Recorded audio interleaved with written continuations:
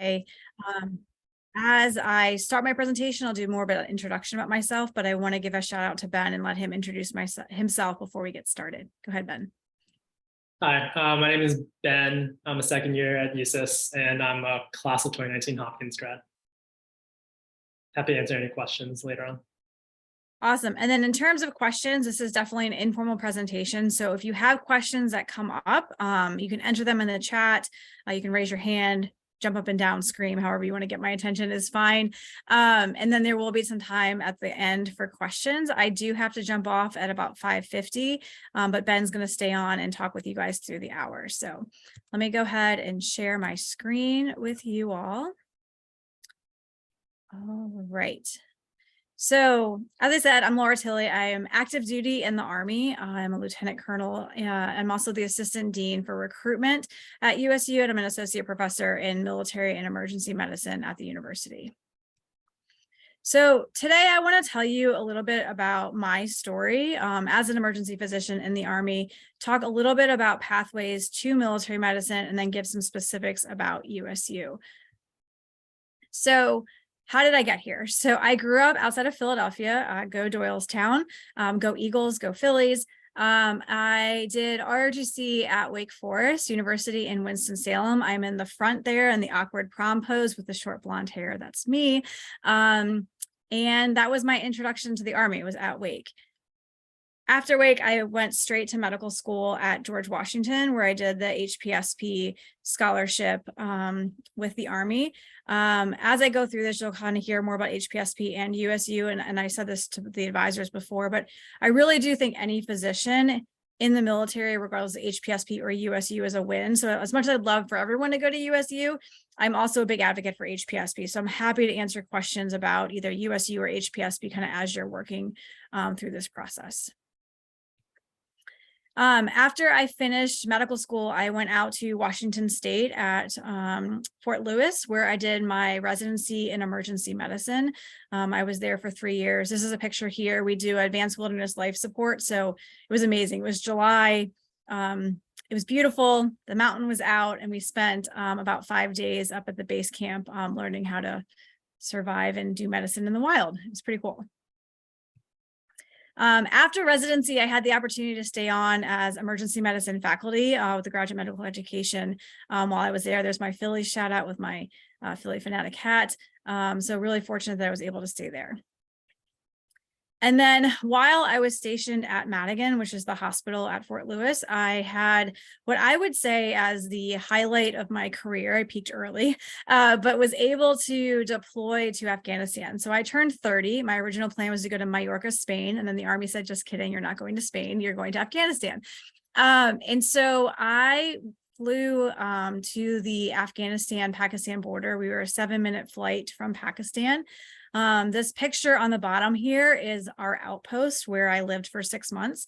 It was 0.4 miles around the entire outpost. So as somebody who has a little bit of probably undiagnosed ADHD, emergency medicine doctor, it was a little bit small, but it was amazing. It was absolutely incredible.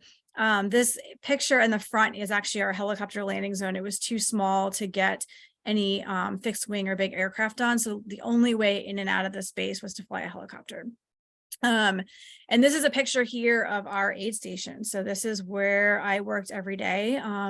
We had it set up so that with the Christmas lights there were actually different bags. And so we had hemorrhage control bags, we had airway bags, we had chest trauma bags. And so that if we had a patient with one of those complaints, you could just grab one of those bags, or someone could throw you one of those bags and you'd have everything you need for that injury.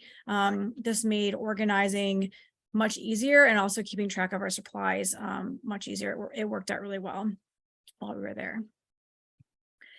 And so, I think what was really great about this opportunity, I had about 100 men and women, primarily men. This was early when they integrated women onto the front lines. And so there were 6 women total, including me, one other officer, and 94, give or take, men that were there. And I was like their team doctor. So I was responsible for everything medically. I did emergencies, but I also did a lot of preventive medicine. I did a lot of sick call, a lot of musculoskeletal injuries while you're deployed. And then a lot of things that just are somewhat medically related, like preventive medicine, or I learned in Afghanistan actually that I was the veterinarian too. So if a dog got injured, I was treating the dog. I wish I knew that before I got to Afghanistan. However, I will tell you that our USU students do get regular exposure to how to treat military working dogs, which is pretty awesome. We have 2 mannequin dogs and everything. But I love dogs, and I quickly learned that I told the dog handlers that in order for, how did I phrase this? I said, because normally you can't pet them, they're like off limits. But I said, if I'm going to be the dog's doctor, I need them to be comfortable with me and comfortable with my aid station. So therefore, the dog was allowed to hang out with me pretty much all the time, which was awesome. So this is a picture of me and one of the dogs on an advising mission. So I went out with a group of about 20 infantry soldiers while they were doing some advising. I did medical advising to some of the Afghan physicians, medics, nurses, and I also provided medical coverage for the American soldiers that were there. And naturally, this is me with one of the dogs. This is me hanging from a helicopter. We had a medevac unit that was co-located with us, which was really cool. They were an amazing group of flight paramedics that I got to work with. It's funny, in Afghanistan, they have these cameras that I was under the impression the cameras were outward facing and supposed to watch for Taliban or, the bad guy. After this picture was taken, my boss, my commander, called me into his office and was like, Cookman, that's my maiden name. He's like, were you hanging from a helicopter today? And I was like, I don't know what you're talking about, sir. He's like, there was a blonde female hanging from a helicopter. I was like, I don't know who that was. And he's like, there are 6 of you on this FOB. And I was like, maybe it was one of the Afghans. Anyway, so we had to clarify some rules about what I was and wasn't allowed to do after this was taken.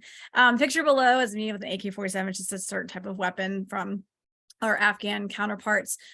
Became really good friends with our infantry platoon that was out there, and they taught me to shoot, and just a really great experience to get out there and get to know my patients. So I would say, regardless of if you go into the military or civilian or whatever you end up doing with your life, this actually probably applies not even to medicine, but I always tell people, get out there and get out of your office and get to know your patients, get to know your employees, get to know what they're doing. And so I lived with everyone for 6 months, which definitely is very different than my normal ER self that doesn't know my patients as well as I did then. But it was an opportunity for me to really understand what my soldiers were up to every day. And so I had weeks where I would do like infantry week, and I would go hang out with like the mortar team for a week. We had a entry control point is like the person who like lets people on and off the base. And I showed up one day at 6 a.m. and this junior enlisted guy looks at me. He's like, ma'am, what are you doing? And I was like, oh, I'm just here to work a shift with you. I want to learn about your job, get to know you. I'm Dr. Cookman. And he's like, how long are you going to be here? I said, well, how long is your shift? He said 12 hours. I was like, well, I'm going to be here for 12 hours then. But it was a powerful moment. One thing I should point out is that I had actually trained with a different unit before I left for the year, and at the last minute got pulled to go further forward. So I met my team in Afghanistan. And so in order to get to know them, I had to get out there. And so, like I said, if you're in the civilian world and you do emergency medicine, like go work with your paramedics, get to know your EMTs, get to know your nurses, get to know your techs, because it's so valuable to understand where people are coming from. And I will tell you, I've taken this with me to even working in the civilian, community ERs that I work in now. Understanding as an emergency physician what my patient's life looks like, what is their job, what is their home life, helps me so much more in giving them, the holistic picture of their treatment.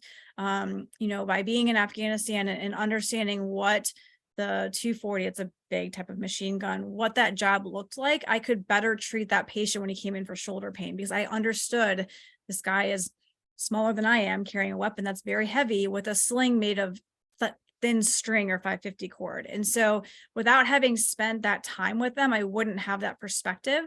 It allowed me also understanding their jobs to know, can they return to duty? Do they need limitations? What's going to happen if I send them to the closest extra machine, which is a 45-minute flight away? I'm going to lose a key person on our team. And what is their job and what are they doing? Another thing here is military medics are absolutely incredible individuals who have the greatest potential in the world.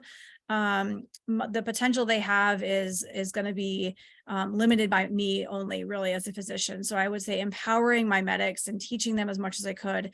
Again, quickly learned I could only manage one trauma at a time. But by getting my medics up to speed, I was able to kind of step back, let them run primarily, and then I would jump back and forth if I was needed. So again, great opportunity to really understand what our line service members are up to every day. And then another thing that I think is really great about the military, and specifically on this deployment, are the relationships that you build. So we talk about being a family, and I really think that the military is one of the most instantaneous, largest families you could ever inherit. And they're very positive. I just spent like 5 days with my in-laws over Thanksgiving, and I love them, period, new paragraph. No, they're wonderful people, but I will tell you, like, the military is just like this instant family that is great and super supportive. And so this is a picture of me here with my my boss, my battalion commander. So he's not a physician, he's a field artillery commander. Like I said, I met him. I think I met him for about 5 minutes before I got to Afghanistan, but primarily got to know him in Afghanistan. And then this is a picture of us from this past summer. So this is 8 years later now. He actually was the one that promoted me to my next military rank. He's stationed at the Pentagon now, waiting for his next level of command. So again, it just goes to show you how incredible some of these relationships that you form in the military are. So let's go back to the awkward prom pose. There I am again. I want to bring your attention now to the upper left-hand corner. His name is Richard Tilley. You'll notice my last name is Laura Tilley. And here we are about 10 years later. So we did not date in college at Wake Forest, but we started dating while he was with the Special Forces, living actually in Nashville, Tennessee. And we got married, and that brought us to Washington, D.C. And so shortly after I got back from Afghanistan, I was back at Fort Lewis, and then I moved to DC, where I still am. I, for 3 years, was working at Fort Belvoir in the emergency department there for community ER. So went from a big like tertiary care center to a smaller community ER where I was staff there. This is me with my son Ike. I had my first kid there. And then the bottom picture is a picture of my sister and I. My sister is actually an Army lawyer, and she was stationed for about 3 months at the same time I was at Belvoir. It was pretty great because she would bring me food regularly, which I loved. And then going back to the dog theme, this was me. I had an opportunity to provide medical coverage at the presidential inauguration. So I was downtown DC, hanging out with a lot of people and doing any medical coverage there. And naturally, I found a dog and brought up the fact that I was also the veterinarian. And so they needed to be comfortable with me. So the dog got to hang out with me. It's a great line, by the way, that fills my dog love. So, and then while I was at Belvoir, I'm trying to kind of highlight some things throughout my career that I think are unique to the military. I had an opportunity to work on some national policy. So this is the summer of 17. Everybody knows opioids are bad. Opioids are killing people left and right. People are overdosing. Prescription drugs are running rampant. It's a huge problem in the country. And I was working in the ER at Belvoir, and to back up for a minute. So one thing states have done to prevent doctor shopping is created these databases. And so if I go to Hopkins ER and say, I have terrible back pain, I need Percocet. You shouldn't actually give me Percocet for back pain, but let's just say you do. I get Percocet, and then I go down the street to GW or another hospital in the area, and I say, my back really hurts, I need pain meds. They can say, hey, Tilly, you just got Percocet an hour ago from Hopkins. We're not giving you any more Percocet. So the problem is that the Department of Defense was not reporting their controlled substance data to these databases. So it affected opioids, but also any other controlled substance, whether that's Ritalin or, benzodiazepines, Valium, Xanax, like you name it. Any of the controlled substances weren't being reported. We could see other hospitals' data, but they couldn't see it. So if you came to me at Belvoir and got Percocet and then went to Hopkins, Hopkins couldn't see that you just got Percocet. So I was sort of tracking this in the back of my mind. And then I was working in the ER one day at Belvoir, and one of my colleagues from Fairfax called. I know a Fairfax big hospital here, and said, got this patient asking for Percocet. It seemed suspicious. And I looked them up, and they had just gotten about 20 Percocet the day before. And so I said to myself, this is a problem and we need to fix this. So I had my boss's support, went through DOD, worked with the Defense Health Agency to try to change this policy. I hit a ceiling, very pretty solid, let's call it a concrete wall within DOD. And so then I took off my military hat and I went to my doctor hat and worked with the American College of Emergency Physicians, worked with the VA, worked with bipartisan support on the Hill. And because the military allowed me to understand what the problem was, what the roadblocks were, I was able to work with these key stakeholders and actually get it written into the National Defense Authorization Act that mandated that DOD report their information to the databases. So again, by being kind of on the front lines with DOD and understanding what those challenges are, and working with my national college, I was able to do this. This is another kind of take-home point, regardless if you do military or not. The colleges that are affiliated with different specialties can be very powerful, especially in terms of policy and advocacy. Specifically for federal employees, they're great because there's a limitation of what I can do in terms of advocacy. We found out, though, through this process that more than 200,000 military patients were getting controlled substances in both civilian and military worlds where there were incomplete records. So again, it was because of the resources also in the DOD and the DC area, we were able to get this passed into law. And so what have I been up to since then? I have been at the Uniformed Services University in Bethesda since 2019. So for 3 years, I taught in the military unique curriculum, several courses there, including one about, prolonged casualty care. So if you can't evacuate someone, what do you do? Is a course that I actually still direct now. And then this summer, I've had the opportunity to move into this assistant dean position. And then I'm also, I need to update this, I'm an associate professor in emergency medicine. And I direct a post-bac program for our enlisted service members. So I've now kind of moving, from the straight clinical community ED to academic medicine.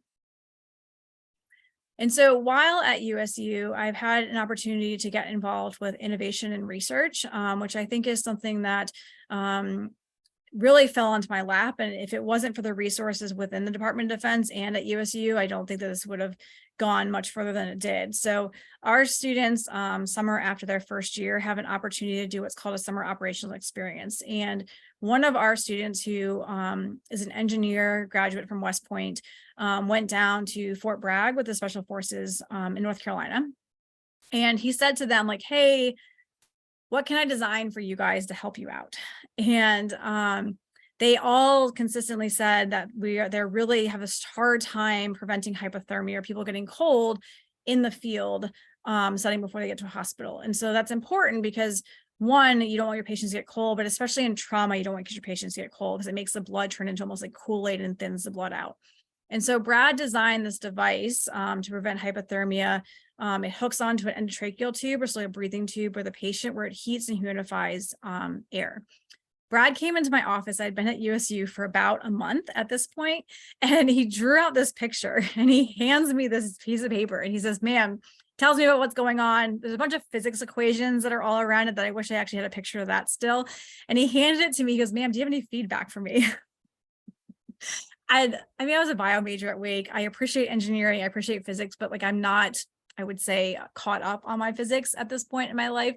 And so I said, Brad, this looks great, but like, this looks great. What can I do to support you? He's like, oh, we need a faculty advisor for this. And I said, oh yeah, I'm happy to do that. So I became him and another student's faculty advisor, and we were able to work with USU and then several other entities within DOD for research who got behind this, helped fund it. And we actually submitted our patent cooperative treaty PCT application December of last year. So now we are actually doing our international patent application right now as we speak. And again, it was really the resources at the university and within DOD to be able to take something that our patients that are as front of the line providers as you can get needed to design this. So we're still, years and years away from this being in use now, but pretty cool that we were able to get this started. So I want to back up really quickly before I talk about kind of military medicine. I will tell you that the ability to move in my career from, academic residency medicine to Afghanistan to community ER to academics, at the undergraduate level or undergraduate medical education level, you and me, I don't think it would be possible without being in the military. It's opened up doors and windows I didn't even know existed. A lot of times in the civilian world, you can kind of do one of these, but it's very hard to jump back and forth. But the military has been very gracious to me and allowed me to explore all these kind of side paths and really operate in these different spaces. So if you're interested in becoming a military medical officer, there's really two major ways that you can do it. One is through USU and one is through the HPSP or Health Profession Scholarship Program. So we're going to get into a lot more details about USU in just a minute, but overview. So it's the only military medical school in the country. You apply via your AMCAS application. So the same system that you're using to apply to all your other schools. You're applying to USU. There's no fee for the secondary application. So you literally can just check the box and decide later. And I tell students that all the time, like just keep as many options open as you can. And you're actually on active duty when you're in medical school. So you're getting about $71,000 to attend school in addition to free tuition. Because you're paid so much in medical school, there is a 7-year commitment after residency. And like I said, you're a full-time commissioned officer, which means you have payment, you have tax-free housing allowance, free healthcare for a student and your family. I did not appreciate healthcare until I learned how expensive it can be, especially once you start having kids and everything else like that. It was great to leave the hospital with a $0 balance. Versus the HPSP scholarship, that is you attend any civilian medical school in the country, and then you can apply for HPSP. It's for Army, Air Force, or Navy. You'll go through a medical recruiter. I can put you in touch with them if you need some contacts. You get a monthly stipend. You can see the number here, about $2,500 a month. You do get a $20,000 signing bonus, and that's a 4-year commitment after residency. And then you have 45 days a year of active duty service. So for GW, for example, my first 45 days was kind of welcome to the Army camp. That was very benign. It was not like boot camp, as you can imagine. It was more like, how do you salute? How do you wear your uniform? And then my second summer, I was paid 45 days to study in my apartment in DC. And then my third and fourth year, I did rotations at military hospitals, which was great for residency because I got to know the programs really well and they got to know me really well. I will tell you that the stipend has gone up since I went through. I ate a lot of Frosted Flakes at GW. I actually don't know how I didn't have to take out loans in addition to HPSP. But I was very content with cereal. So I think that helped me. And I didn't have a family that I was putting through at that time. So what types of physicians do we train in the military? You will quickly see here that it's every type of physician. I think a lot of times we think about emergency medicine or surgery or anesthesia or orthopedic surgery and all these kind of trauma heavy specialties. But in the DoD, we have the opportunity to take care of military families. And so you are taking care of dependents. You're taking care of husbands, you're taking care of wives, you're taking care of kids, you're taking care of retirees, you're taking care of everybody in between. And so I see this every day in the emergency department when I work, that I've literally delivered babies that come to the ER. Usually when I say deliver them, I like catch them because I think they're coming out no matter what. Ideally, they're not coming out with me, but sometimes they do. And then I had one day where I literally like delivered a baby in the waiting room and then walked in to see my next patient. And it was a World War II veteran who was 101 years old and had fought in the Battle of the Bulge. And I was like, this is pretty amazing. And our healthcare system is capable of taking care of everyone in between. So a large opportunity for different specialties here. And then where you practice. So we have military treatment facilities all over the country, all over the world, is where you'll practice medicine. This big mountain picture, that's Fort Lewis at Madigan, which I would argue is the best of the country, just because I'm biased for my residency, but a lot of great places you can be. So specifically for USU, so here is our vision here. So we really do see ourselves as the nation's medical school, as the leader in education. Physicians and scientists care for those in harm's way in a rapidly evolving global frontier. And I think that we really do try, we live by this. I think for us in our teaching our students, I can't as a a professor teach everything, if this, do that, right? Like that's why you're going to medical school, and we're developing leaders to be able to, I'm trying to give tools in people's toolboxes to then act in situations and scenarios that we can't even imagine today. So trying to empower our students to take care of people in whatever situation they find themselves in. So where are we located? So we're in Bethesda, and we are co-located on the Walter Reed campus, right across the street from the National Library of Medicine, NIH. Being this close in proximity to them is awesome because we can collaborate with all of our colleagues. And then where we train. So our students go all over the country for their rotations. Actually, there was a student a couple of weeks ago who was on one of our virtual open houses, and they spent 6 months of their third year in Hawaii. And I was like, I don't know how you managed to do that, but that is absolutely amazing. And I'm very jealous. But opportunities to practice all over the country, which is great because you get to see different hospital systems. You get to see big ones, small ones, rural ones, critical access hospitals, and get a feeling for kind of different areas around the country. But it actually extends to the world. So we have students every year that go all over the place. I talked to a couple of students who were doing a 4th year rotation in Italy. That sounded pretty awesome. So again, great opportunities to learn internationally. And medical school is expensive. And so this is just highlighting that the equivalent is nearly $500,000 that you're getting at USU versus taking in medical school debt. I would say I would be hesitant to join the military solely for the purpose of a way to pay for school, but that is a realistic thing. And so I think, commitment to service and, hey, I got to pay for school. Like I understand that. Certainly that medical school is expensive. My friends from GW are still paying off their GW loans, which is about $2,500 a month for them. And I graduated 12 years ago. So definitely expensive. And then here's what our class of 2026 looks like. We had almost 3,000 applications for 172 positions. We just added Coast Guard this year. I've been talking a lot about the Department of Defense. We also do have Public Health Service. And so they do their commitment with the Indian Health Service after they graduate. And here is our statistics in terms of our conditional offers. We, for the first time, have 51% women in our 2026 class. This is the first time we've crossed the 50% threshold. And our students are a little bit older, so they come from different backgrounds. There are plenty of students that were like me that went straight through to medical school. We have a lot of students who did something else before they got there. I will tell you also that 60% of our students have 0 military experience before they come to USU. So you don't have to be in the military, ROTC Academy, anything like that to go to USUS.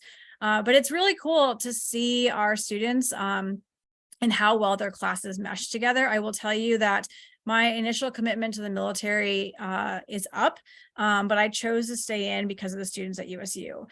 They are that amazing of a group of people, and I'm glad we have Ben to represent the entire student body here. But they really are an absolutely amazing group of individuals. And then in terms of our statistics for numbers, here's the average GPA, average MCAT. You can see that here. Most of our students study for biology, but you can study anything that you want to study. You just gotta make sure you have those prerequisites. We do a holistic review of our applicants. So you can see here, there's ranges for everything. So, a perfect MCAT and a perfect GPA does not guarantee your acceptance to USUS.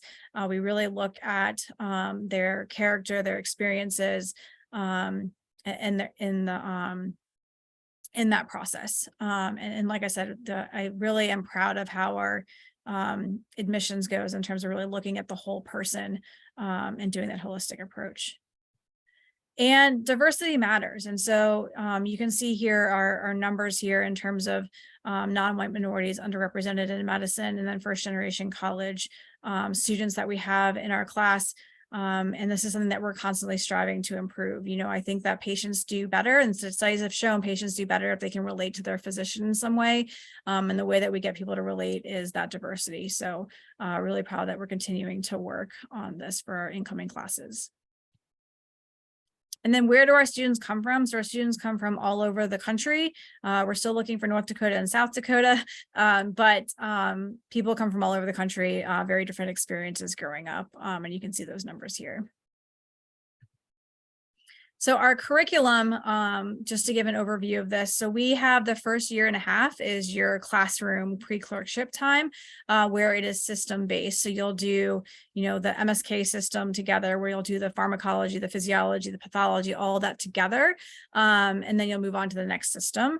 And then they spend the next several blocks here on their core clerkships. So those are your internal medicine, surgery rotations. And then they take step one after that, which is some schools are doing this. This was a shift that we did several years ago. And the students really, the feedback has been first of all, they're doing well, but second of all, the feedback's been very positive because they're able to apply kind of what is the background clinical information on this and not just memorizing the Krebs cycle. You can kind of place it into some relevance and perspective. This bench to bedside and beyond is a kind of a advanced clerkship preparation where they'll do more advanced skills and everything like that. They'll take step two, and you can see here they've got their advanced clinical rotations. What I think another thing that separates USU from our civilian counterparts is our military unique curriculum. And so I've been very involved in this for the past 3.5 years, even prior to this job. So every year there are unique opportunities for our students for the military. Again, we're training physicians, we're training military medical officers. And so that first year, they have a patient experience at the 4th year capstone, which I'll get to in just a minute. They also have, as they're learning, the cardiopulmonary renal section will teach them the tactical combat casualty care or TC3 skills of like, how do you do a needle decompression? How do you do a chest tube? How do you do a crake on a patient? Kind of woven throughout the system that they're on. They will put that together at Acme, which is after their summer after their second year. Summer after second year, they'll do that. And it's a really great experience for them to run these trauma lanes. They put all of this together. They also have an opportunity to hear from our Wounded Warrior panel, which I've heard these stories like every year now since I've been at USUS, and I still cry every time, even though I know what's coming. But one of the guys who speaks, who is an amputee, was wearing a GoPro camera when he was hit by an improvised explosive device, essentially a bomb. And he has a video of like the medic treating him, which is really powerful to see. So they talk about that patient perspective and what it was like to be a patient in the military health system.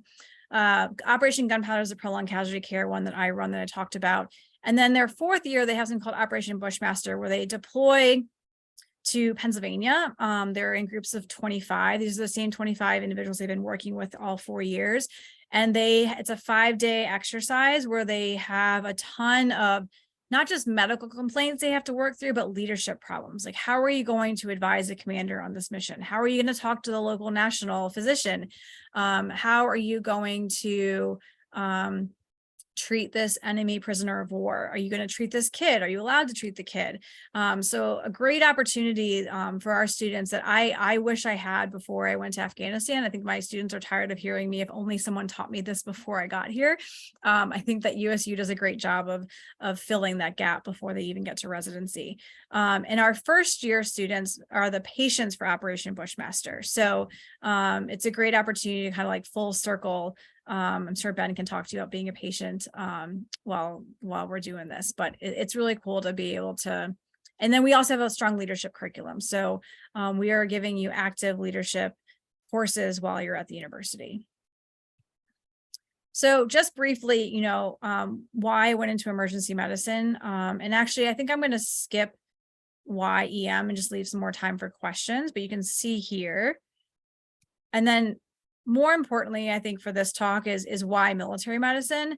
So I am in the military. I feel that I have been given a skill and insane patience to go to school forever and ever and ever.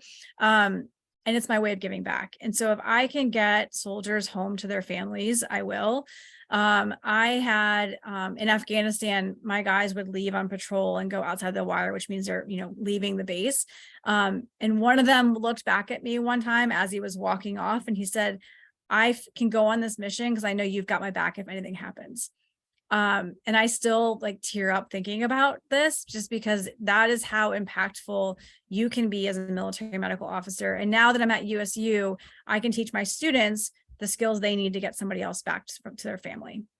And like I said, you can take care of not just active duty service members, but you can take care of the dependents, the retirees, there's a ton of leadership opportunities in the military that you'll get much earlier on than you would in the civilian world. My friends at a residency were chairs of departments as their first job. A lot of different career opportunities. I talked about being able to kind of jump back and forth between policy and research and innovation, clinical time. And I talk about stability for family. And so it really does, again, especially as they become older, the healthcare, the retirement, the stable income. During a pandemic, I was not worried about losing my job, whereas, my civilian counterparts were worried about, less hours, less pay. So it was great having that stability. And then the relationships that you build in the military really are second to none. And it's a great family. So in summary, I talked a little bit about kind of my story, gave you some pathways to military medicine, talked a bit about USU.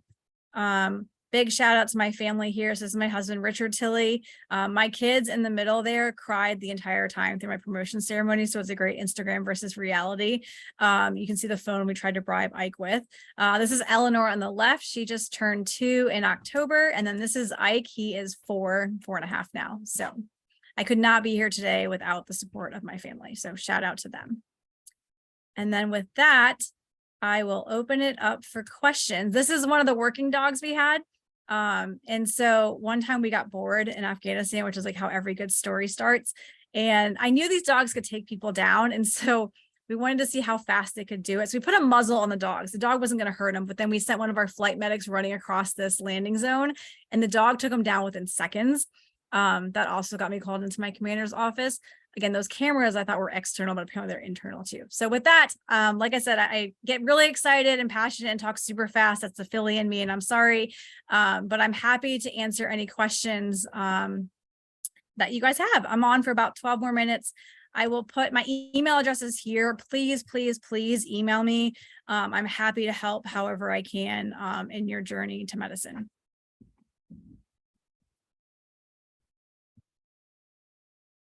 Awesome. So you can feel free to unmute yourselves. Thank you, Dr. Tilley. To ask any questions, you can also type them in the chat.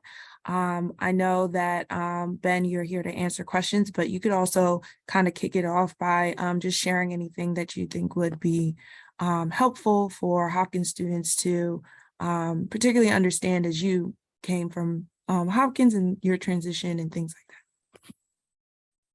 Yeah, sure. I can just give like a minute, a little more of an intro, more than I talked before. So I graduated in 2019. I studied public health.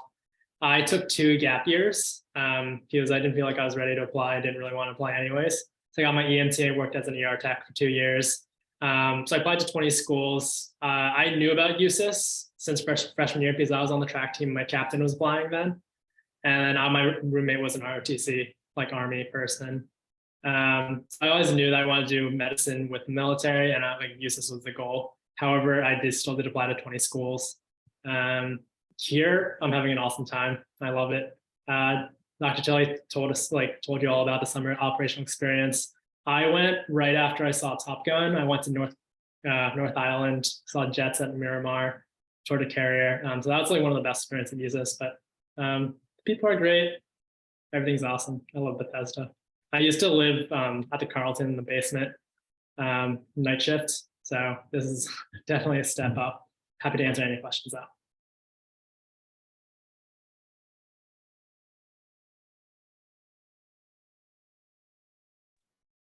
Hi, I'm Lei. Thank you so much again for this awesome presentation. I was actually, Dr. Tilley, I was at your the open house back in like August at USUS, and it's cool to hear your story again. But I was just kind of curious, as far as like commissioning as an officer, you guys don't go through OCS, right? It's like a different one, right? It's like ODS or something. I was wondering if you could tell me a little bit more about that.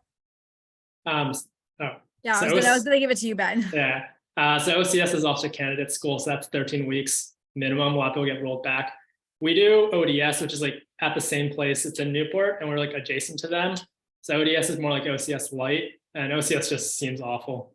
You're getting screened at by like Marine gunnery sergeants the entire time. At ODS, you're with JAGs, like the lawyers. You're with like chaplains, med students, doctors. Again, it's similar like what the Army does in the Air Force. It's just like indoctrination, teaching you how to salute, different customs rules, some PT. but ours is only 5 weeks, and it was honestly a blast. Like, I'm still friends with my hallmates now, and ours is in Newport in Rhode Island. It's gorgeous up there, and that's the summer before. So it's after you get in, summer before you matriculate. Thank you.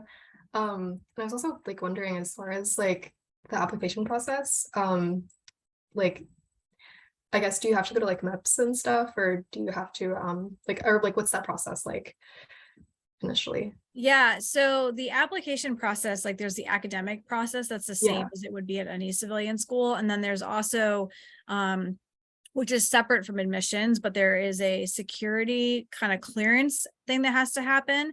And there's also a medical process. And so what's nice is the medical process is internal at USU now for waivers. So a lot of our students or applicants will require a waiver for something, but that is controlled at USU. So we can definitely, I know both those people very well that control that, and I'm happy to introduce you to them if you have more specific questions. Okay, thank you.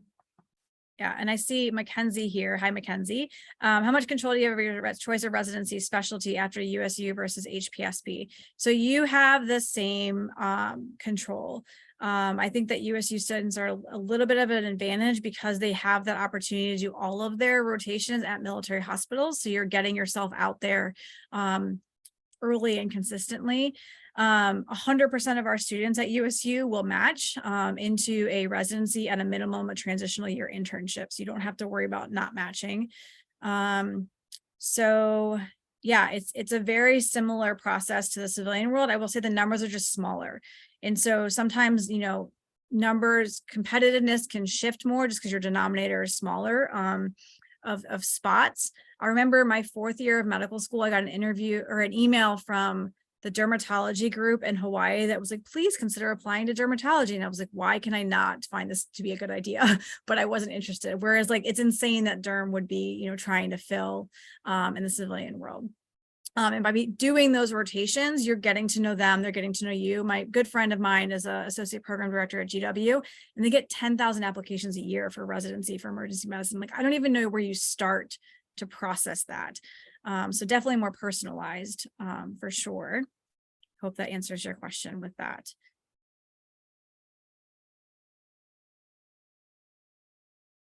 Great. If not, you can send another question there. And then when did I decide to go into military medicine? When latest to decide? Oh, perfect. Thanks, Mackenzie.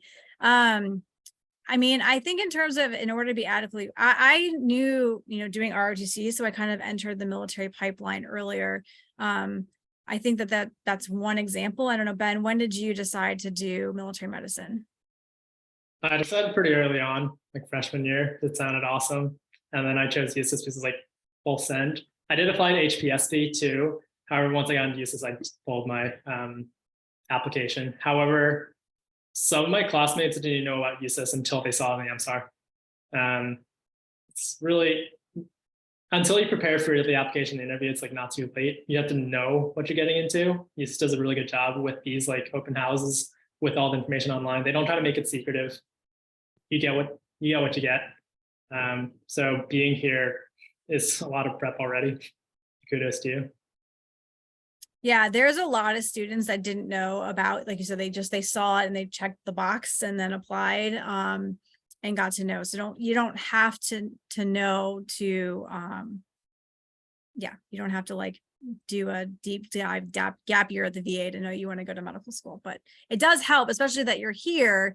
So if you guys can to just start getting exposed to military medicine, there's a program at Walter Reed that you can shadow physicians there that you can get set up. Even working at the VA, although the VA is different than DOD, you're still working with veterans. And so you can be around military people, and a lot of the physicians that work at the VA are prior military themselves. So it's a good, it's a good example. But I think a commitment to service, again, speaks to the military. Like I said, we have 60% of our students have never been in the military before, but they are committed to service. And that's how they ended up with us. Another tip, like at Hopkins, like you can shadow pretty easily. There's a ton of doctors who have like military service. Like I found one from like mutual contact, but he had like 11 years in the Army. He was at Green Spring. A lot of doctors, especially in the military, love talking about their experience love helping out students. So I just reach out just if they have emails online. Yeah, I know a lot of active duty physicians are at shock trauma that are stationed there too, which is right in your neighborhood.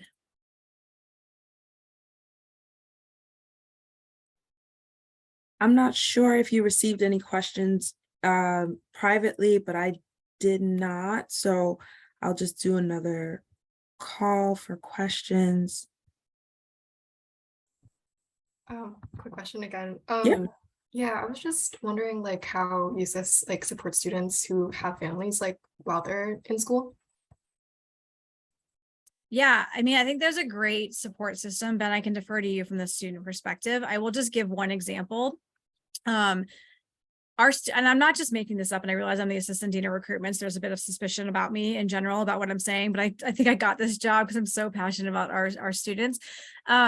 One of our students who actually is a alumni of the enlisted medical degree program that I direct now, he was born and raised in Africa, literally won the lottery to get a visa to move to the United States, enlisted in the Navy, now is at USU, and he was telling this story about how he had twins and his wife, who was active duty, got deployed or was getting deployed.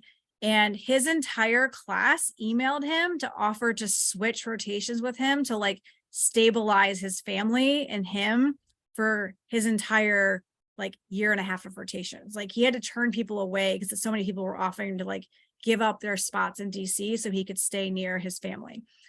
So I think that's just an example of kind of on a personal level, what support there is. We have a very active Office of Student Affairs that is very supportive of students. I know there's a spouses club where they do, like they just had a Halloween parade for the kids and families that came through. Ben, anything else on your perspective as a student? Yeah, of all medical schools, I can't imagine a better one that's more supportive. I think I know who you're talking about. If it is, he was in my hall for ODS. He was really awesome. We've had a ton of kids so far in the last year and a half, like maybe a ton, like at least 5. So like new parents, definitely easier for the guys and the girls. However, there's a lot of factors that do play, as in you're in the military, you get a lot of benefits and support. We're getting paid an exorbitant amount of money. You can use that for your family. And then, so I have my clerkship rotation schedule already. And like, I'm not Walter Reed and Bethesda at all. I do have 2 rotations, why I'm spending 5 months in San Diego. However, there's trades, and a lot of people who do have families here can stay in Walter Reed or like Fort Belvoir for the entire time, or at least like most of the times, to take care of their kids, to be with their spouses. And then our Office of Student Affairs is also really amenable to taking care of you, and they understand like if medical emergencies do happen. Unlike some other med schools and like horror stories that you heard, if you do like have hardships, you have to take a break from school, or you do fail like a test or whatnot, it's okay to like remediate, do a year again. That's plenty of people do that too. OSA really wants to help you, and I've only experienced that from every guy from our faculty, and our administration is really not really out to get you. They're really here for you. Overall, people are really happy. Awesome. Thank you. Awesome. I've got to jump off. I actually have to go get my munchkin from daycare before they charge me by the minute. And so I'm going to run, but my email address is up here. Like I said, if you're interested in USU, HPSB, emergency medicine, and honestly, if I said something today that you're like, I want nothing to do with the military, but I'd love to hear more about whatever, like shoot me an email. I'm happy to talk to you. I'm really excited for all of you going into medical school. I loved it. I would do it again in a second if my husband would let me. So congratulations to all of you. And Ben, thanks for picking off the baton when I leave. So have a wonderful evening, and thank you for this opportunity. Thank you so much. Have a great evening. Do we have any final questions for Ben as we kind of wrap up? If not, Ben, we will not keep you. We understand you are likely busy. Can I ask Ben a quick question? Yes. Just one quick thing. And Ben, I'm sorry, I had to duck out at one point, so I apologize if you said this earlier, but is there any final like words of wisdom, words of advice you might have for the typical Hopkins student who's applying, whether that's to uniform services or anywhere, like anything that you can share in hindsight now that you've gone through the process and you've landed? Yeah, so good medical application will get has a good shot of getting into USUS. So USUS, there's a lot of people with no prior medical experience. I think I mentioned that I shadowed an Army doc, and that was the extent. I have no military history. Nobody in my family is military. They understand that. Majority of us are still pretty new in the military, so don't be afraid. Don't let that stop you from applying. Make sure you have good grades, good extracurriculars. Core. I put my email in the chat. If you have any questions, I love answering emails. There's a big community of Hopkins students that I sponsor, I answer questions for my future classmates, future colleagues. Nobody in my class is from Hopkins, but yeah. Happy to help though. Talk Thank about the you. benefits. Yeah. Thank you very much. We appreciate your time. So it looks like people are starting to log off, so we'll kind of wrap this up, and I'll just stop the recording just so